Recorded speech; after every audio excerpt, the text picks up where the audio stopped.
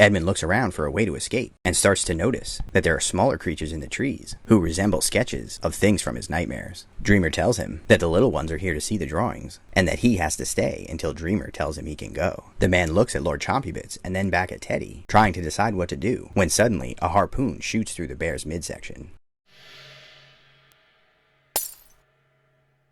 What's up, everybody? We're getting back to our regularly scheduled program, doing another Master Deep Dive, and this week we're talking about Dreamer from the Neverborn. So spoilers coming up for all the Dreamer stories, and there'll be a list down below of all the stories so you can check them out for yourself. Don't forget to like this video and subscribe to the channel so you don't miss the next one. We're going to be getting into some interesting stuff in the next few weeks, so you won't want to miss it. And with that said, let's get into the Dreamer.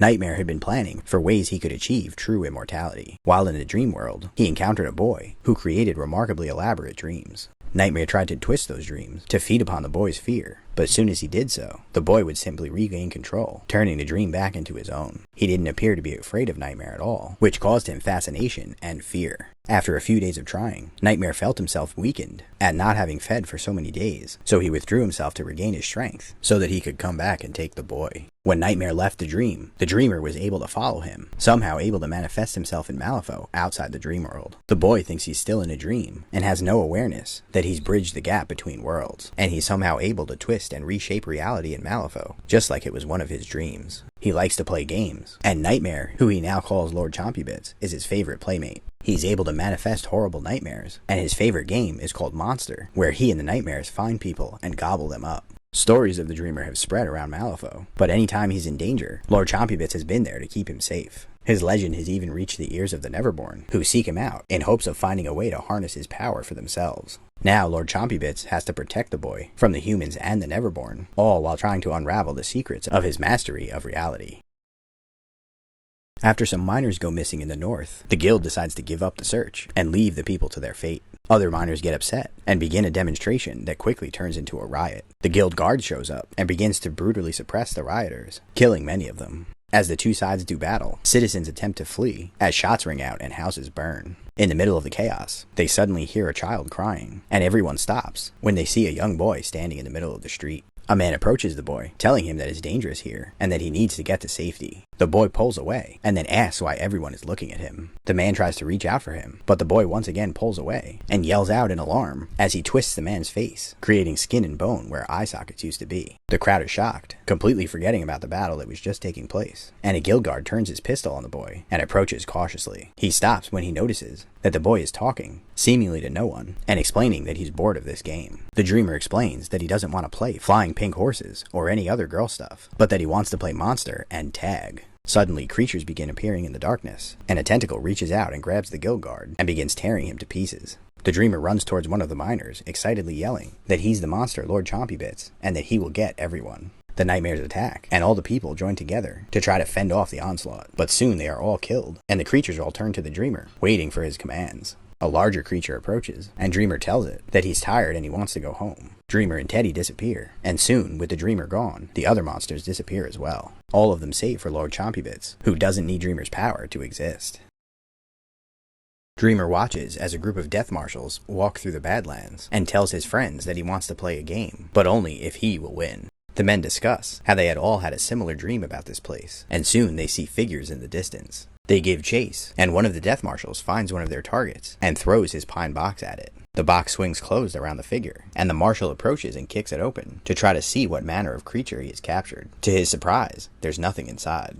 Two of the other marshals find two of the other creatures and demand that they surrender, before they notice that their heads seem to be inside out. They take cover, and one of the marshals peeks up and tells his companions in horror that the person is eating its own fingers. They decide not to take any chances and jump out of the cover, opening fire. As they approach the body on the floor, they see that its fingers are still intact, as suddenly spiders begin pouring from the body. The marshal has a realization, and then tells his companion that they all had a dream about this place and that they must still be dreaming now. By way of demonstration, he points his pistol at his own hand and shoots, and then explains that he cannot be hurt. The other marshal cautions him to stop, but he insists and turns the pistol against his own head.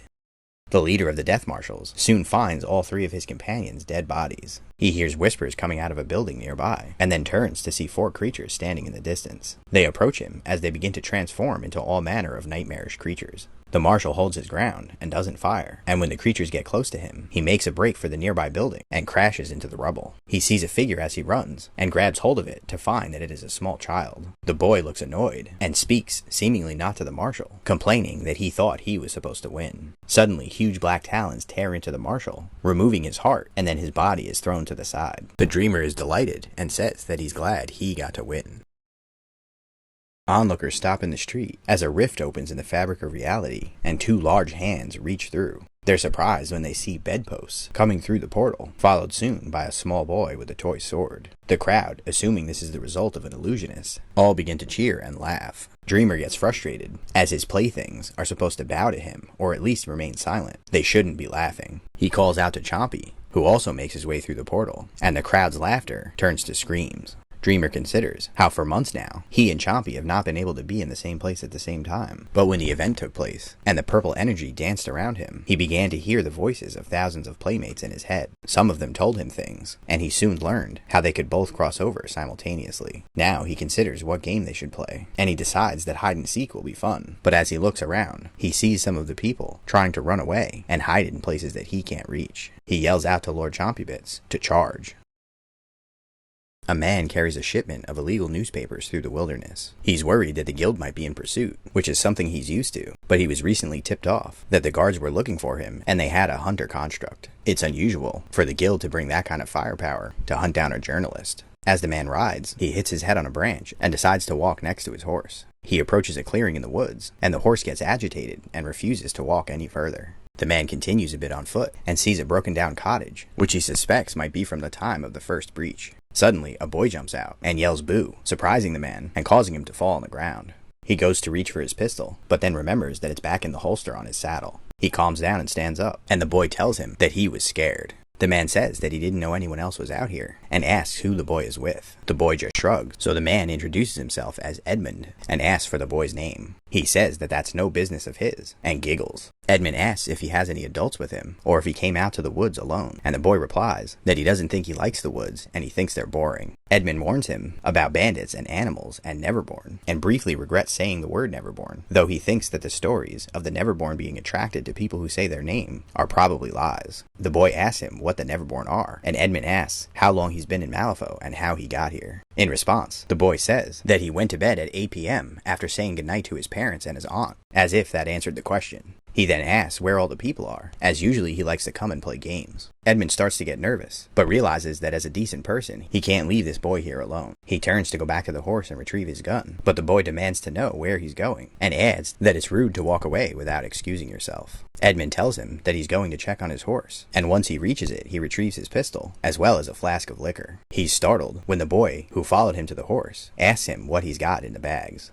He turns back to look at the horse and notices that the saddlebags are open, though he's sure he didn't open them himself. He turns back to the boy and points out that the moonlight seems to have gotten brighter, but that shouldn't be possible, since the heavy layer of trees block out most of the light. The boy replies that he doesn't like the darkness, and then once again asks what's in the bags. Edmund tells him that he needs him to keep a secret, and the boy's face lights up with excitement. He explains that in the bags are secret papers that only a few people are allowed to see. He asks the boy if he wants to be his deputy and help him keep the secret. The boy gives his word, and then asks to be shown what's on the papers, adding that as the deputy, he should be allowed to see. Before Edmund can respond, the boy is holding a copy of the newspaper, and he looks at it and complains that it's all words and no pictures. Suddenly, he's got another copy of the paper, and whines that this one's the same, and then tells Edmund that he should have brought toys or books that he could read to him, as these papers are boring. When Edmund looks behind him, every single paper has flown out of the saddlebag, and is levitating in the air. He turns back to the boy and tells him that since he doesn't like the papers, he should fold them back up and put them away, so that he doesn't have to be bored by them anymore. The boy responds that he has a better idea. Since paper can be used to draw on, he wants to have a gallery, just like the one he went to with his father and the governess. He tells Edmund that he will be his clerk, and has to do everything that he says, as the papers begin floating higher in the air and arranging themselves like large paintings.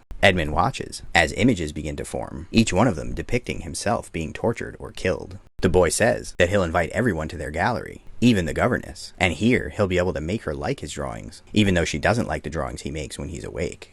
Edmund hesitantly says he's sure she'll like them, and the boy stops and asks if he's sure, because most people get scared when he tells them about his dreams. The boy then explains that they'll go around and look at all the different paintings, and he calls out for Lord Chompybits. Edmund watches as a huge four-limbed creature makes its way through the forest, brushing aside trees with ease, and stands behind the dreamer. It looks at him and grins. Edmund panics and tries to run away, but only makes it a few steps before he stumbles. Dreamer tells him that he can't leave yet, since he has to work for him in the gallery, and then he calls out to Teddy. Edmund thinks to himself that the boy is stupid, because Teddy is not a nickname for Edmund, but he then realizes that the boy wasn't talking to him. As he turns, he's confronted by a huge monstrous creature that resembles a child's teddy bear. Dreamer tells him that his father says that abandoning your post is for curs and foreigners, and that Lord Chompy and Teddy never leave their post. Edmund looks around for a way to escape, and starts to notice that there are smaller creatures in the trees who resemble sketches of things from his nightmares. Dreamer tells him that the little ones are here to see the drawings, and that he has to stay until Dreamer tells him he can go. The man looks at Lord Chompy and then back at Teddy, trying to decide what to do, when suddenly a harpoon shoots through the bear's midsection. A hunter who's attached to the harpoon tries to pull the bear away as it struggles against it, and the dreamer yells out as the bear roars with what sounds like a human's voice. Edmund begins to hear other voices that sound like guild officers ordering their men into position, and one calls out that he's under arrest. He drops to the floor as the guild opens fire, and it's not clear to him whether the small creatures are even affected by the bullets. The dreamer yells out that no one's allowed in his gallery if they're gonna be rough and naughty, and then he calls to Lord Chompy and Teddy. All of the creatures begin advancing on the guild, and some of them even climb over Edmund, seeming to ignore him with this new foe in sight. He slowly makes his way to the guild line, and finds that the guards also ignore him, as they continue to struggle against the nightmares. He turns back to watch the battle unfolding, and sees the boy standing in the clearing, clapping and laughing, as if the whole ordeal was put on for his entertainment. He makes his way back to his horse, and quickly rides away from the carnage. The last thing he's able to hear is the boy yelling out, "Lord Chompy, charge!" A man named Denton and his partner McNally enter an old abandoned orphanage, intending to salvage the pipes to sell for scrap. As Denton looks around, he comes across a small tin soldier and picks it up, thinking that his son will enjoy it. He hears him giggling from upstairs and goes to investigate, climbing a nearby staircase. When he gets to the top, he thinks he sees a boy, but when he goes into the next room, he finds an empty playroom, the dust on the floor having not been disturbed. As he turns to leave, he sees another tin soldier sitting on the shelf and picks it up. He glances out the window and sees the boy standing out in the snow, staring directly at him. He seems to be talking to someone, and then points directly at Denton. As the man turns to leave, he sees a creature with needle-like teeth, and it closes its mouth around him. Denton hears a voice in the distance, and opens his eyes as he realizes it's McNally. His partner asks if he's okay, and Denton desperately asks where the monster went. McNally is confused, and Denton explains that he was attacked by a monster and everything went black. McNally insists that there's no monster, and when he came up the stairs, he saw Denton standing at the window, and then turn around and start screaming before he suddenly stopped. Denton insists there was a boy and a monster, and McNally pats him on the shoulder and tells him it's time to leave.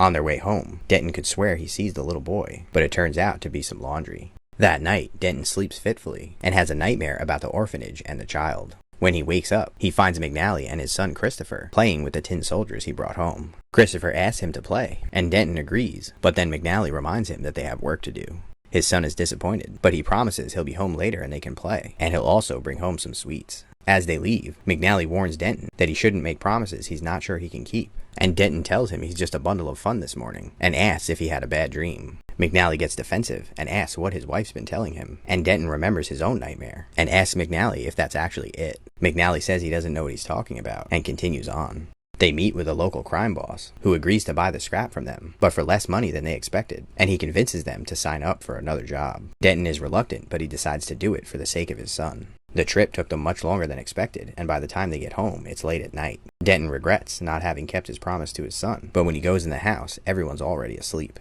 As he goes to walk upstairs, he suddenly notices his son sitting in the living room playing with the soldiers. He tells him that it's already late and they need to go to bed, but his son doesn't respond. He tells him again, and when the boy doesn't react, he starts to get angry, before he's suddenly surprised by the sound of his son's voice coming from behind him. His son asks who he's talking to, and when he looks back into the living room, the toys are sitting on the floor, alone. He takes his son and brings him to bed. Denton wakes up in the middle of the night to the sound of floorboards creaking. He recognizes the sound as someone walking up the stairs, and he approaches the door with his fists at the ready. He quickly opens it, ready to strike, but then recognizes McNally's wife, Mary. He's relieved and tells her she scared him, before he notices that her face is missing, and in its place is the horrible visage of a monster. It opens his mouth and attempts to bite him, before he wakes up in bed and realizes it was a dream. He gets out of bed late and goes downstairs to find that his son is upset that he wasn't able to keep his promise the day before. Denton tells him to go get his toys so that they can play today, and the boy runs off excitedly. Soon McNally arrives and tells Denton that he just found out the crime boss they were working for had been killed the night before. Denton is surprised, but McNally explains that he was found in unusual circumstances, as someone had gotten past all of his guards, having not made a sound, and killed him, leaving a small tin soldier, just like the one he had gotten for his son. Denton gets defensive, and McNally accuses him of having committed the murder. They're soon interrupted by Christopher coming back down the stairs with his arms full of toys.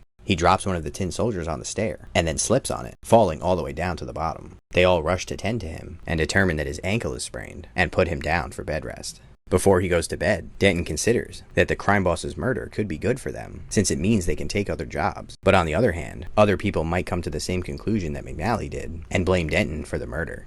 That night, he dreams that he returned to the orphanage, and finds the little boy playing in the playroom. He has a set of toy soldiers lined up, but 2 are missing. He looks up at Denton as he motions to the empty spot where the 2 soldiers should be. Soon the other toys transform into nightmarish creatures, and they chase Denton, who runs away, before falling and breaking bones. When he wakes up in the morning, he hears screams, and rushes outside to find McNally's body at the bottom of the staircase, his neck twisted at an awkward angle, and his wife standing over him crying. Later that day, the Undertaker comes to collect his body, and Denton considers the unusual circumstances that have surrounded the toy soldiers ever since he took them from the orphanage. He finds Christopher and tells him they have to go somewhere, and then leads the boy to the orphanage. He makes Christopher promise not to wander off, and then heads inside the orphanage. He makes his way through the building until he finds the spot where he found the first soldier, and places it back where he found it. He waits to see if anything will happen, but there's only silence. He then peeks outside a window, and notices that Christopher is not in the spot where he left him. He calls out to his son desperately, and hears Christopher's voice in response, saying, "We're up here." Denton's heart sinks, and he carefully makes his way up the stairs, and into the playroom, where he finds his son playing with the boy. The boy thanks him for bringing back his toys, in an accusatory tone, and Denton apologizes and then tells his son that they have to go. Christopher insists that they just started playing, and that he wants to stay, and Denton tells him that they'll play together when they get home. Christopher replies that that's what he said last time, and the mysterious boy adds that it seems like he wants to stay, and that he can introduce them to his friends.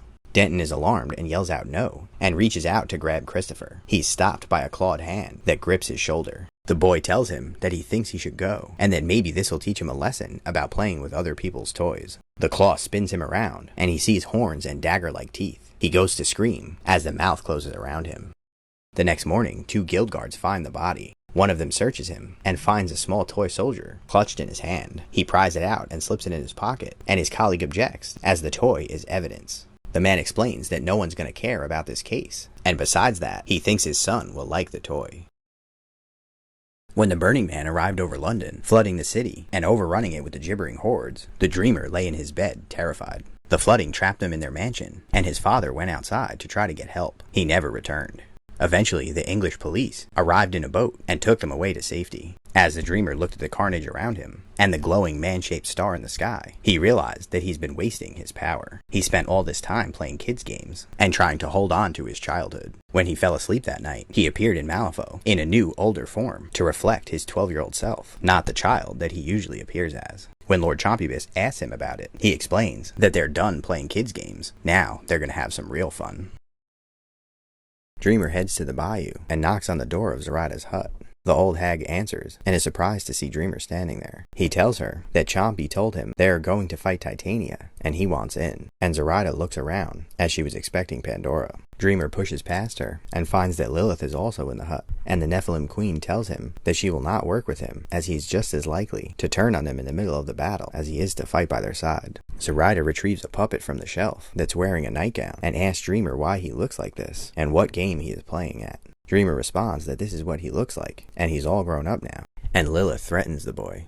Suddenly, the 2 women feel another presence in the hut, much larger and more dangerous. Zoraida asks Dreamer why he wants to fight Titania, and the boy responds that Chompy told him that she is mean and stupid, and that she's too strict, always trying to tell people what to do. Lilith tries to object again, but Zoraida stops her and explains that fate has sent them this boy instead of Pandora, and that they should accept his help. She looks confused, but she goes on to tell Lilith that Nightmare would be a powerful ally against Nekima, and Lilith grudgingly agrees. She tells the boy that he will be under her command, and that if he tries to betray them, she will make him regret it. Dreamer agrees, but looks at Zoraida and tells her that he won't be playing dolls with no girls.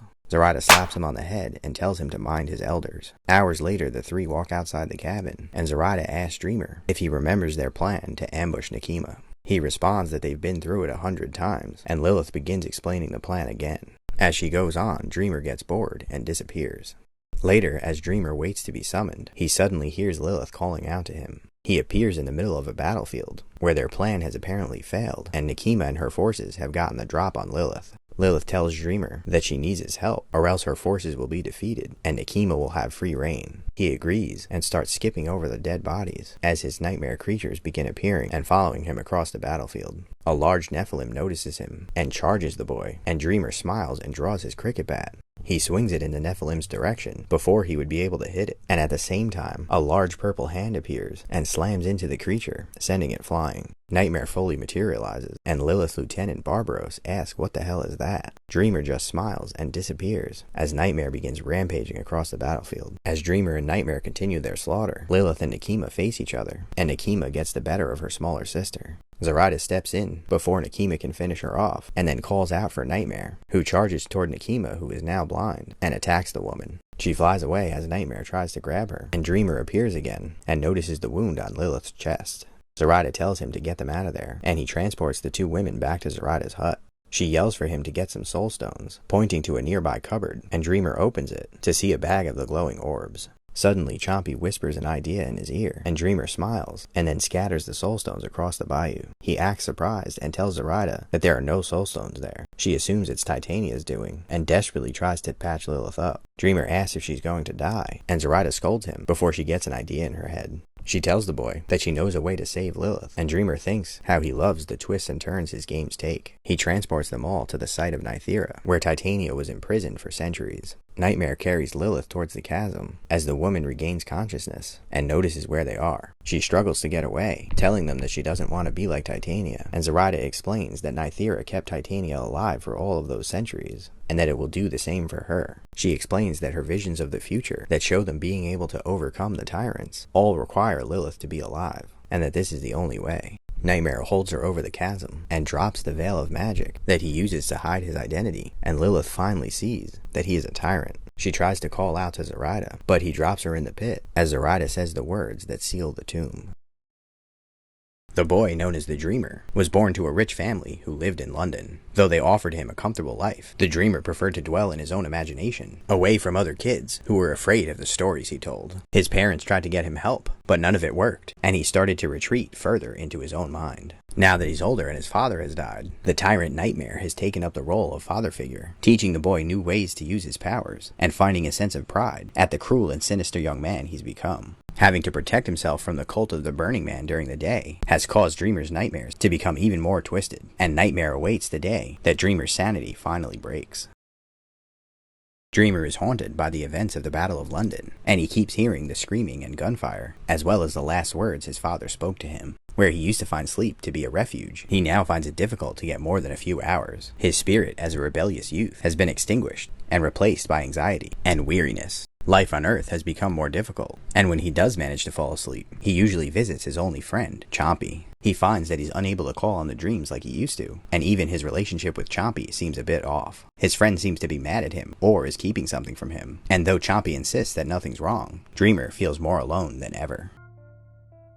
So that's everything on the Dreamer. He's been around for a while now, but he hasn't really had a huge effect on the story up to this point. Obviously, running around with a tyrant all the time means that some things are going to happen eventually, but it's interesting that the Burning Man showing up has actually caused him to be less involved in Malifaux. I wonder if he'll start to be involved more in the other side story, considering that he does actually live on Earth. And I'm also curious what Nightmare's up to. Obviously, he's just using the Dreamer, but I wonder if he'll ever figure out how to overpower him, or if the Dreamer will ever figure out what he actually is. Though I'm not sure if he knew Nightmare was a tyrant, if the Dreamer would actually care. But anyway, I recently started putting out some shorter videos talking about specific things from the lore. So drop me a comment and let me know if there's anything you'd like to see a quick video on. Don't forget to like this video, subscribe to the channel so you don't miss anything coming up. And thanks for watching.